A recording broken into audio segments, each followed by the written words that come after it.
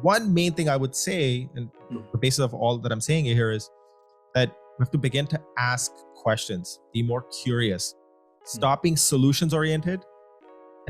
And so, there's this saying, which is strong opinions held loosely. All that is curiosity over conclusions.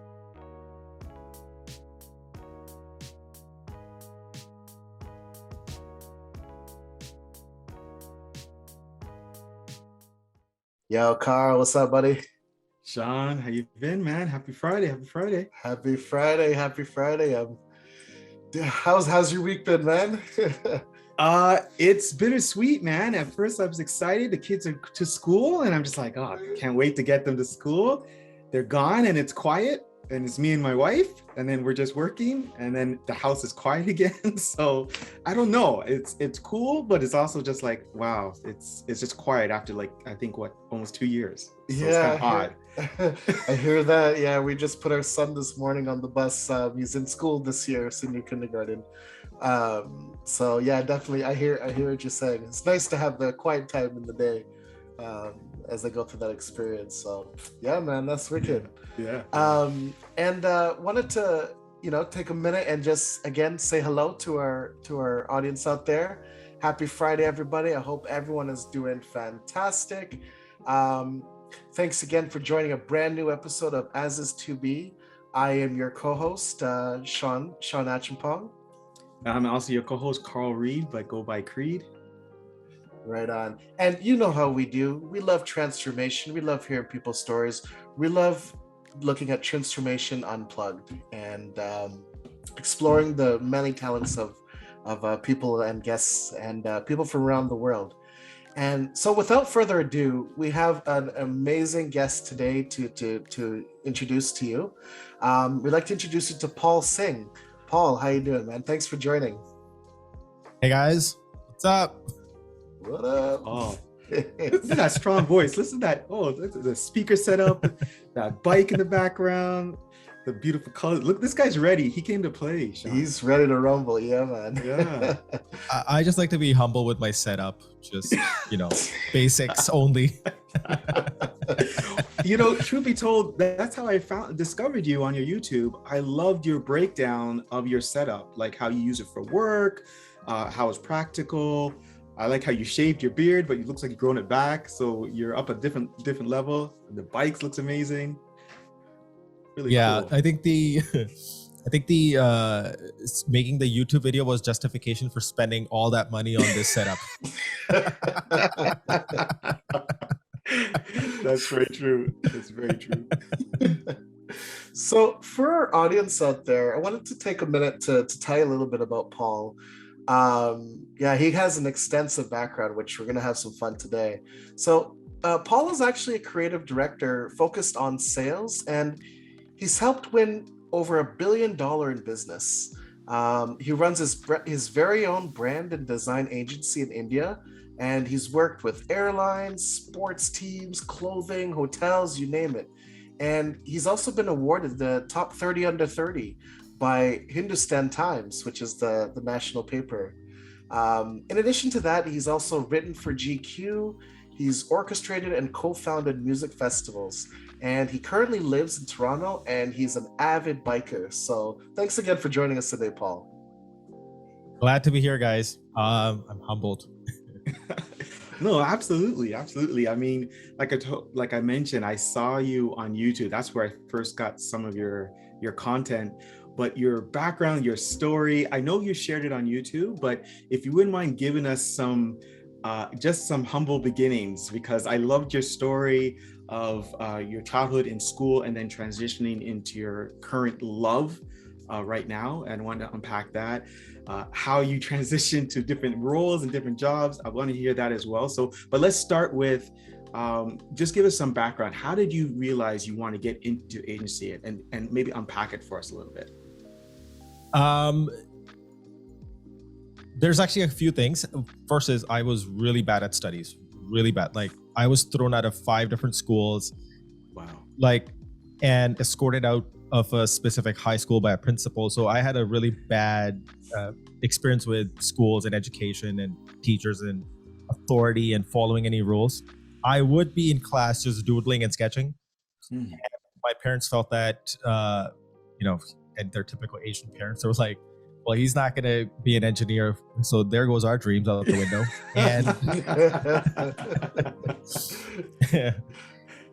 But they did see that I was talented at sketching, drawing, and had the more artistic side.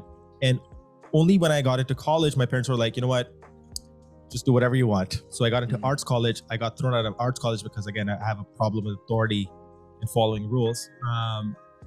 And then after college, I met with this person at a wedding who used to run a PR firm. And he was actually retired from an international PR firm. And he was like the senior executive. He used to be like flying chartered flights to meet clients. And he was like a big shot. So I met him at a wedding, and he's like, he told me about advertising and marketing. And I'm like, oh my God, that's literally, it was so exciting and interesting to me. And he just got me hooked. And then I was like, can I just come over to your place and hang out with you? So I actually went to his place, had tea, and he used to call it chai. He's no more. He actually passed away 2-3 months ago. Okay. But he's been one of the biggest influence and mentors to me. But so he gave me the ins and outs and the birds and the bees of advertising and marketing. And from there, I actually got into this whole world of advertising and exposed to it. And once I went into my first advertising agency office, I was just like, this is home. Yeah. So that's like in a nutshell, with how it got into this space. And no, that's amazing, because the fact that I like the fact that I'm not sure if I like the fact, but you called out that you realized there's a gap, that from a school education perspective, the things that you're studying, there was no interest, and your mind wouldn't focus and gravitate to that style of learning. But then the second thing I thought was amazing is the support from your parents to recognize, okay, maybe there's something else that could interest you. And then lastly, you found that mentor that said yes for you to come over. Because if he said no, he might have like, okay, well, I guess that stops that. But I want to understand, what was the interest? Like you said you doodled, but what was it that was what was sexy about it that piqued your interest as soon as you heard about it and he talked about it? Was there any things that people also can relate to say, oh yeah, I feel the same way? Yeah. So I would break that down into a couple of things. Number one is I have like this whole theory on like education and learning that in India, and primarily the education system that we have now was designed for the Industrial Revolution, where we were just feeding into like an assembly line of engineers and all that stuff. So the practice of just having kids like memorize stuff and just spit it and vomit it out, like that did not turn my brain on at all. There's no curiosity, no questioning. It was just memorizing and rote learning. So that was a complete turnoff. And I was like, that's not for me. So I just said, hard stop, no. I didn't even attempt to write anything in my exams. I would just get a 0. Like people would have fear that, oh, you know what, I should at least study a little bit. I didn't even bother to do any of that. So my parents had a very tough time with me during my early years. Then as I was sketching and drawing, I would find myself back in those days, by the way, and we're from that generation, we used to have print newspapers, and we don't no longer have print. But back then, and my dad's a journalist, so we would get every single newspaper at our place because my dad would read and scan everything. So I would find myself staring and looking at ads more than reading the articles. But at the time, I didn't know what that was. I was just like, oh, it's an ad. Like I didn't know like who made it or what the whole story behind it. I was just fascinated by how ads were made. And India is like very innovative when it comes to advertising, especially because of such a huge diversity of people, mindsets, cultures, languages.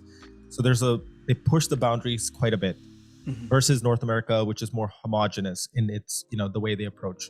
It's like mostly centered around like football, sports, blah, blah, blah. Anyway, so that's sort of where those early flavors of, my passion, I would lean towards those ads. I would like focus on how logos were made, how packaging would come, and at the time we weren't that well off. So, if some relative came from abroad to India, they would bring us like chocolates, and I would really examine the packaging and how it was so much Interesting. it was so premium, like even the matchboxes. So I was so fascinated by all of these things around me, and I was just generally very curious. I would like disassemble my dad's scooter, the car, which got me into a lot of trouble because you can't put that stuff back together again. Right. Imagine my dad walks home one day and his brand new scooter, I've completely disassembled it just to see what's inside. And so he had like an LML Vespa. So we had to actually call a mechanic, and he had to, come and take all the parts in a cart and then go assemble it and bring it the scooter back. Oh my goodness. You have loving parents. Yeah, very, very, very supportive parents. I would not get, I'd get like a minor hand slap for doing these things. So yeah, so in my early childhood, I was very curious with technology, hardware, and doing stuff with my hands.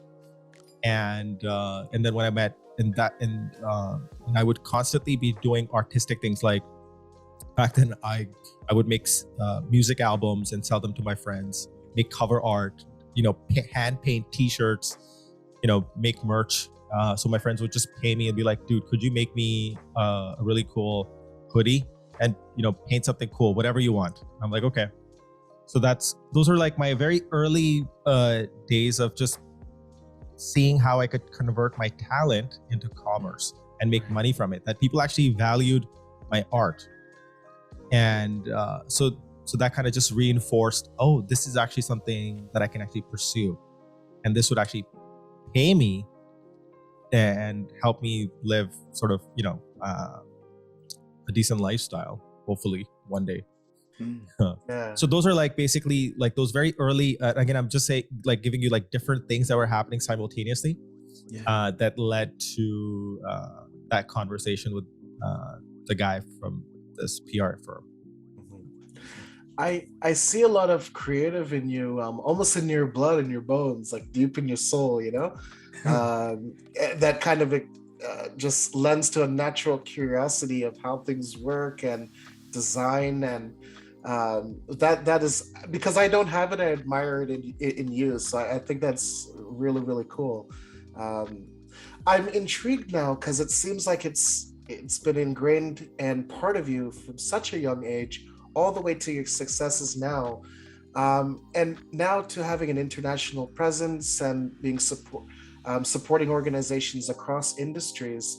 How were you able to take this intrinsic curiosity, so to speak, and extend your brand and design, beyond industries and beyond borders even? So just a quick, I think just to make sure that we have the facts correct. So I used to run an agency, but when I left India, I left the agency as well. Mm-hmm. But my partner's continuing to run that agency back home in India, and essentially, again, I've always had problem with authority and fitting into some sort of a mold. And when I basically did post-grad in marketing advertising in Mumbai. And after that, I was trying to look for a job. I couldn't find a job. And I was like, you know what, screw this. I'll just start my own agency. And at the time, people tell me that, oh, I'm not creative. They're like, you're more apt for account management, but creative is not your, I'm like, really?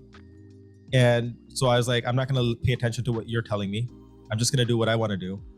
And that kind of got me to starting my own agency, from where I started from the basement of my house, and slowly we built it up to 12 to 15 employees, and we had interns, and we would do all kinds of work, from not only doing work from clients, like, if there's like a hotel, restaurant from a hospitality industry, or textiles, or airlines, or sports teams, or even create our own IP, like music festivals. So we've done jazz festivals, we've done indie music festivals, and we would just do them from like a creation perspective versus somebody asking us to do something. And again, it was just out of curiosity and just for fun, and we wanted to explore what we could do and push the boundaries. And and not waiting for somebody to give us the permission or somebody to give us a brief. It was just like, let's self-initiate some of these projects. So they sort of took off. That's sort of like, again, the more high level of what was happening. And then at the time, even though I was an art person, I was always sketching, drawing. My dad's a journalist. So I would always find myself interested in how the copy and the ads were written, so the text and how there was like this whole concept of Mad Men era of long copy ads. And then you would have like a lot of text, no images. So that was like a really fascinating period. And I'll share some of that content with you guys, which you can, this famous copywriter called Neil French. And I'm a big fan of his work. Just like, it's really long copy ads. They're beautiful. They're so hard not to read all the way to the end.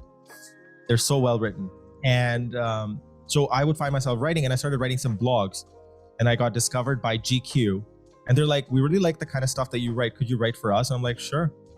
So again, I was just exposed by content that I was producing, just like this podcast. You guys just kind of saw what I was doing, and you thought, oh, this seems kind of cool.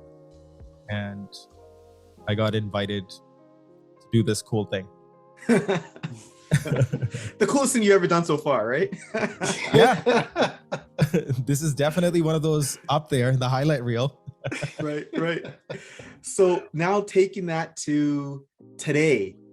So you're here, Toronto. I've heard the story about you locating and looking for work, and then what you do now. Do you want to just describe that to the audience? Because I think it's a learning lesson, and as well as you gave some tips. You gave some really good sound bites on how you do what you do, and then we want to learn more about, now that you're in part of this agency, how do you get clients and things like that. So can you walk us through that? Right. So what happens is, anytime somebody moves to Canada, the first thing, if you want to get a job, unless you go down like a path of, doing your own thing, but if you want to get a job, every single company that you apply to will be like, do you have Canadian experience? Yep. And that is, how do you get Canadian experience if you don't have a job? So that's a bit of a catch-22. So when I moved here, I did some small freelance projects. And then what happened is that when I wanted like a more serious role, full-time role that could actually help me pay my bills also, because I was completely broke when I moved here. I don't want to get into like the whole like how I suck at finances and stuff. Just blew money at parties, cars. Next interview. Traveling. Yeah, but so when I moved here, I was basically broke, and I had to start from scratch. So I had all this experience in my belt under running my own agency, 15 person team, to working with the top tier clients in India, from airlines, sports teams, music festivals, all that stuff. And I thought when I moved here, I thought, with my experience, I should easily get a creative director job, like at the least, right? But when I applied, I was surprised that nobody would even revert to my emails or respond. I would just simply get, you've been rejected. I was like, okay. So what I did, I was like, okay, you know what? Maybe I need to do sort of a numbers game. So I used my skills basically. I put together 2-3 email templates, and I sat down on a weekend, had some wine, and put together a script, all the data of all the creative leaders in agencies, their emails and the emails of industry people. And I had a list of about 2,200 people. And I sent out that email template campaign to all these people. And within a week, I had 10 job interviews. And here, behold, I had the first job. And I started off as a senior designer. Now I'm a creative director. Wow. That's in very condensed form what happened. But yeah. Power of good copy, really, to yeah. And what would happen is that absolutely. And what would happen is that once people start working with me and see what I can do, then they totally get it. It's also because it's hard when you're hiring for a role. This is it's not got to do with me specifically, but this is just how the industry works, is that when you're trying to apply for a job, it's not about you. You have to think about when you're applying for a job, what is going on? What are the motions that the person who's trying to hire you, what are they going through? So they need to fulfill a certain skill set. They're missing that skill set in their team, right? And they want to fulfill that. So now if they see a resume where this person can do a whole bunch of things, either that's too good to be true and all of it is false. It's like, well, I can speak Portuguese, Spanish, French. I'm sure you've seen those memes. But at the time when you actually, so when that hiring person is looking at the resume, they want to see, they want to make a safe decision. They want to take the least amount of risk, right? And when they see a resume, they see, okay, this person can make a postcard, this kind of person can make a poster. That's exactly what we're looking for, right? Versus this person can do a whole bunch of stuff.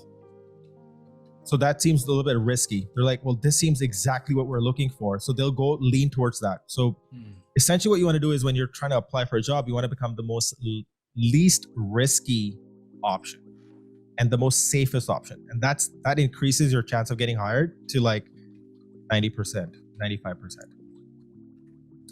Versus saying, I can just do everything. Which even if you can, you should not say that if you're applying for a job. Yeah, you want to avoid saying more and just really like remove all the stuff that you can do and just focus on the motions that the hiring person and the person who's going to be reading your resume going through.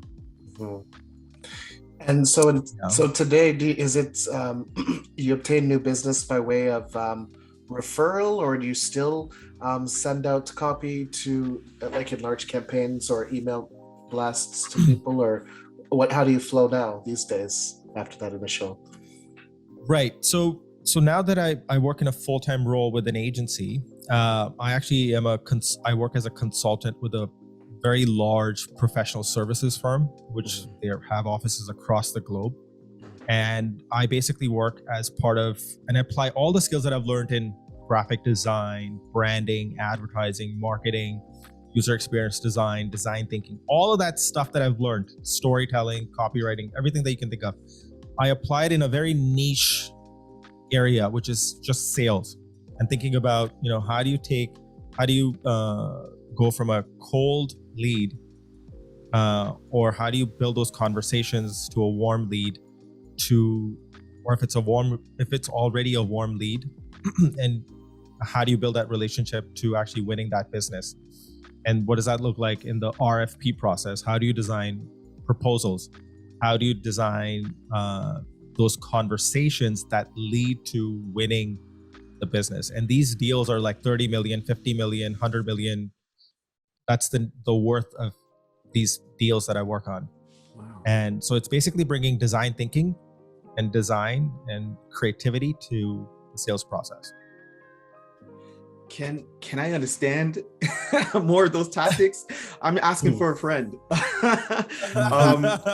You share some tactics online on your channel. I love how you review tweets, which is pretty awesome. You review some books and you call out tactics there. Off camera, you're talking about that you ride your bike to get ideas, and I've also heard that you like to store ideas in certain manners. Is there ways that you can, or tools, maybe 2 or 3 that you can share with me? I won't tell anyone. that helps you with your agency in your current world, like anything that you now rely on quite a bit, that you use quite often. Right. So because I come from like a more, you could call it, and this is how sort of designers and this industry sort of buckets people, because I would call myself more of like from the traditional side of like coming from advertising marketing, like that Mad Men style era of, that's kind of where I started off my journey as a traditional graphic design artist and writer and all that stuff. And going in from there to becoming more like an entrepreneur and understanding how the CEO thinks. So if you want to be, as a designer and as somebody who wants to be really good at sales, is you want to think about everything that you have to offer. So let's say if you are a designer, you're a motion designer, you're a writer, whoever you are, and or you have a product, whatever that is, and you want to sell it to someone, you want to give your service to someone, you want to think about how is that thing relevant to that person? Is it even relevant to that person? And what would they value? So that's like the top layer that you would probably hear from everyone. So what we try to do is go a little bit deeper than that. We say, okay, firstly, selling, this whole idea of selling is so many negative connotations around selling. And people see, oh, I'm actually a scientist. I'm not a salesperson. Or I'm a designer. I'm not a salesperson. Or, you know, I make really cool, what do you call it? Music. But I'm not a salesperson. But ultimately, you have to find the commerce meets creativity. Because if in the absence of one, you know, you really don't have any product. So what we typically do is I specifically work with subject matter experts who are really smart at what they do. They could be engineers, data scientists, people who are really good at like human resource transformations, all kinds of like really complex solution architecture and software based, hardware based, you know, and these are like large scale transformations. And I'd say, okay, so, you know, you have all this complex knowledge and understanding and you're passionate about what you do, but how can you communicate all this complexity to somebody who's doesn't understand this taxonomy? You know, they're like, I just want to solve my problem. I have a ache here, and you come in and say all these fancy words, they're going to be lost. They're like, but how does this fix this ache that I have? You know, so there's a client's looking for, let's say, for example, a client's looking for, how do I increase my sales? You know, how do I get more people to walk into my coffee shop? One client could be, you know, how do I sell more tickets to my music festival, right? Another person could be, you know, how do I get my employees to feel a certain way about my company? A perception problem, right? So, and if you say, oh, I can just make some posters for you, you're like, you're not connecting the dots for them. So the one main thing I would say, and the basis of all that I'm saying here is that we have to begin to ask questions, be more curious, stop being solutions oriented. And so, you know, there's this saying, which is strong opinions held loosely. All that is curiosity over conclusions. So if you think about it, is held loosely is the curiosity, and strong opinions is the conclusions. And if you're constantly having conversations with clients, just be curious longer, just ask more questions, because once you get to the root cause of what's hurting them, what are they really trying to do, then you can start building a solution in collaboration with them on that. And that's like, it's so simple in its approach, but 99.9% of people just don't do it. That is the main difference, is when you go in to a conversation, if you're a graphic designer and you're a writer, you have a really complex software solution, whatever that thing is, you go and sit in front of the prospective buyer, and you know, you're talking to them. In your mind, there could be two things happening. You could be thinking curious, okay, let me ask why, tell me more. Or you could be like, how is this going to fit into what I do? You know, and that's the difference. In your brain, what's the conversation that's happening? Either you're thinking, how does this fit into a poster? You know, because that's typically how even agency people become, you know, because they think, oh, well, we only do, you know, videos and we only do print. And how can we solve this problem with video and print? Versus saying, you know, this client has a very complex e-commerce problem. It's actually going to be solved by banner ads, for example, right? That would be the solution. So people are driven by what their limited capabilities are versus what the client actually needs, or versus what the buyer actually needs. So it's like, you know, you go to a doctor and the doctor's like, well, I'm not a dentist. So how can I solve this tooth problem even though I'm a cardiologist, right? So people are so limited in, like, they have blinders on. They think more from the lens of what they can do and what their capabilities are versus what the client and the buyer actually needs. So it's actually thinking, not selling, but helping. So that's a big mindset shift. It's so simple. This is not rocket science, but this is literally the difference between somebody who makes $15 an hour, $5 an hour to somebody who makes $1,000 an hour. I feel like you just put $10,000 in our pockets, man. Just that knowledge there on the real, man. That is some deep, profound knowledge. It's actually causing me to rethink my approach on the user, the customer, or the potential customer. Yeah. I have a question for you though, and this is going back, to our days as kids running around. Could grown-up, extremely knowledgeable and experienced Paul, if there's a message you could share with young Paul running around, what would you say to that person? I would say keep being more curious and don't worry about asking for permission, and don't worry about like getting any grades, good grades. Like don't worry about school and education. Unless you want to be like an engineer or go to space and do all that stuff, you might need to have some formal education if you want to be a doctor. But for anything else, you can just learn on your own, go at your own pace, and don't worry about any of that other stuff, and you'll be fine. Wow. That's what I would say.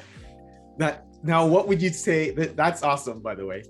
Thank you for that. What would you say to your future self now? Like, what's the next step for you?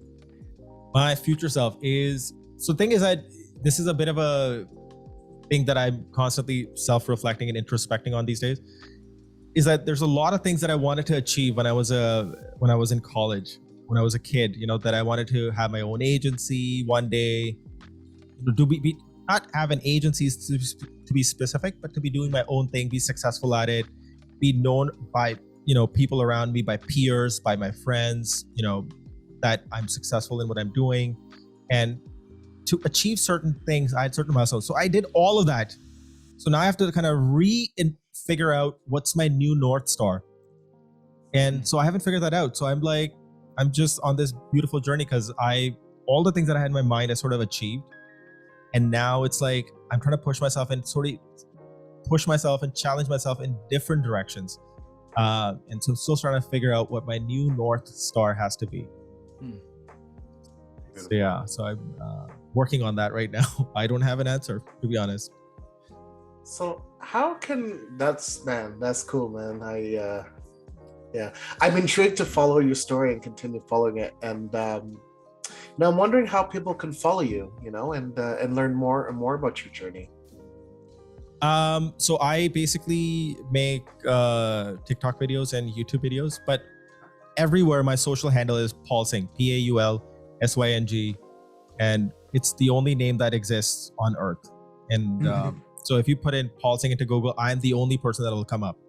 That's amazing. Yeah. That's opposite than me. I have to say Creed because there's so many Carl Reids. So that's amazing. I love that. Yeah. So if you basically put in Paul Syng, you'll see a whole litter of stuff that I've done, from Twitter to YouTube. But I'm most active on Twitter and YouTube. When you get to that point where that true North Star, I'm assuming you're going on your bike ride, and then you hit that North Star, and you realize, okay, I'm at this stage. I realize what I'm going to do now. Can you hit us up so we can talk to you then, and talk and follow you on your journey and hear you and come back on our podcast? Can we hear more about this? I'm so humbled that you would want to be part of that conversation. But yeah, absolutely, I would love to do that. Of course, I want to know. I want to know when you hit this stage. You're like, okay, I got another North Star. Let me talk about it. I want to hear about it. Absolutely. Thank you so much for coming on our show. I really appreciate it. This was a lot of fun. Hopefully, the people listening got some value out of it. And if anybody wants to know more, you can always hit me up, and I can go deeper into any specific, question, challenge that you might be having. I'm happy to answer those. Right on. Cool, man. Okay, it's cool. Yeah. So definitely appreciate it, Paul. It's been awesome getting a chance to learn more about you and everything. And Carl, of course, it's been a peach, brother. You too, man. Always. Good to chat to you. You too.